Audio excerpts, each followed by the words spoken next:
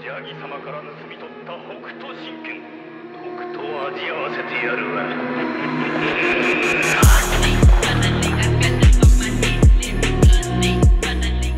Well, hello everybody, welcome to the video. My name is Midway, and as you can see, we're still in Poland, and I bring you some news for Holy Paladin that are gonna be happening in patch 9.2, or rather 10.0.5, excuse me, still stuck in Shadowlands. This patch will not be coming until about 3 months from now, I expect it to, so do not worry, these changes are not live yet, and it will not be live for a long time.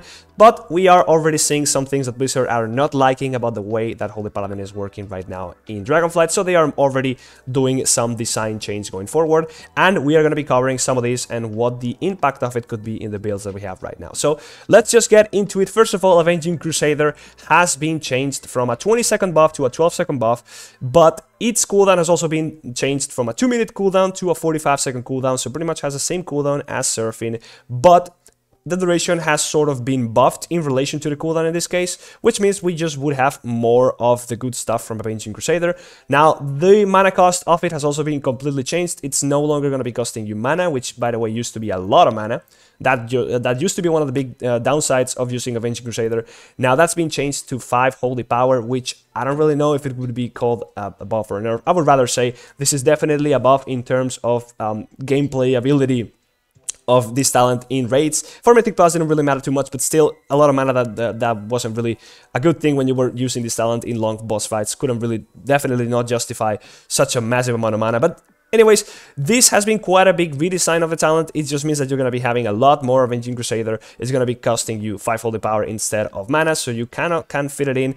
Depending on how you set it up, you could be using this and probably being quite powerful. It just means that you really have a lot more of it, and if you can guarantee or rather justify that it's going to be good enough for what it needs to be doing, which is a lot of damage and a lot of healing, then this is pretty much a buff. Now, rather than calling it a buff, I'm still thinking that this is not going to be making it that much of a playable talent. In Mythic Plus, it's still not doing what it needs to be doing, which is doing a lot of damage, and it's not going to be buffing your Consecration because it's not in the amount of the spells that are being buffed. It's still only buffing Judgment, Crusader Strike, and Melees.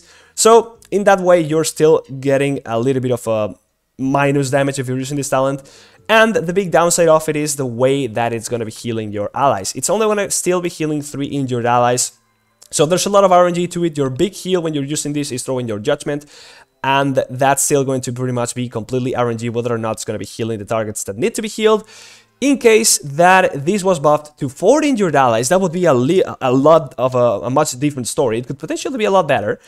And the bigger thing that it would, or rather it should be doing, is be a lot more like a smart heal. Since it's only 3 injured allies, it wouldn't be that bad of a thing if it was actually the most injured allies. So it would be targeting first those that need the heals the most.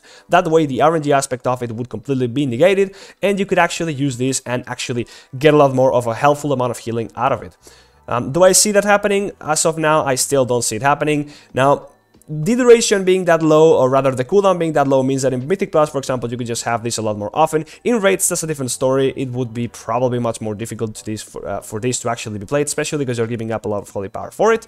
And also your Light of Dawn, which is mainly your main source of healing, would completely be kind of neglected because it's not being buffed by this buff instead of normal wings. So I don't really see the viability of this talent still, but this change is quite significant and it could take it some places, mainly even in PvP. I don't even know.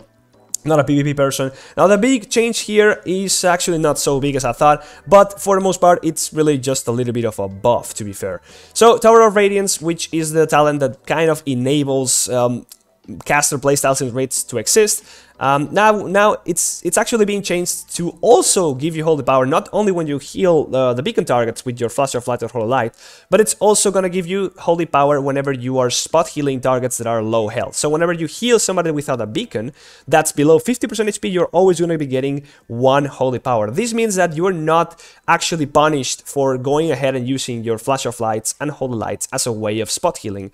It kind of makes you able to be trying to spot heal people that are low HP. That's what you would normally be doing when you were playing Caster Holy Paladin back in the day before kind of Legion, you know.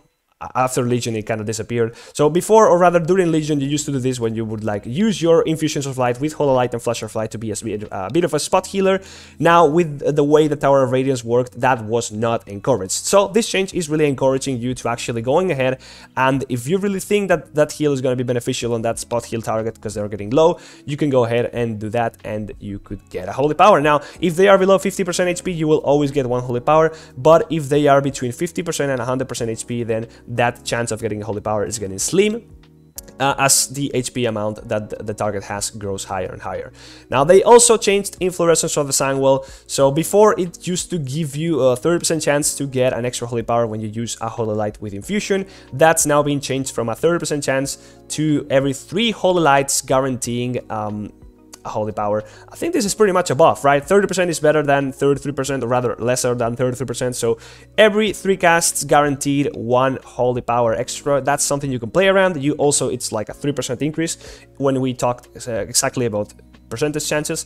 So yeah, this is pretty much a buff. It's kind of just making the caster playstyle a little bit more solid, a little bit more able to be a spot healer rather than just a full tank healer that just uses that Holy Light as a generator of Holy Power. You can also be a bit more versatile with what your heals are going on. And pretty much just a bunch of good things, to be fair. I still don't see Avenging Crusader taking the spot of normal wings, but this is a step forward. And if they really want to make Avenging Crusader actually playable, then they should be playing around with those things that I mentioned, making it a smart heal, although they just pretty much have removed smart heals from the game entirely for quite some expansions now, so I don't see that happening. But for the most part, just making the 3 injured ally a 4 injured ally, and then making maybe the percentage that gets transferred, or rather the heal transfer or the increased damage that you do with your spells, maybe lowering that a bit, but it's just a matter of being able to heal more targets, so you remove the RNG component of it all. So that's all that I have for you today, guys. Nothing more to cover for now.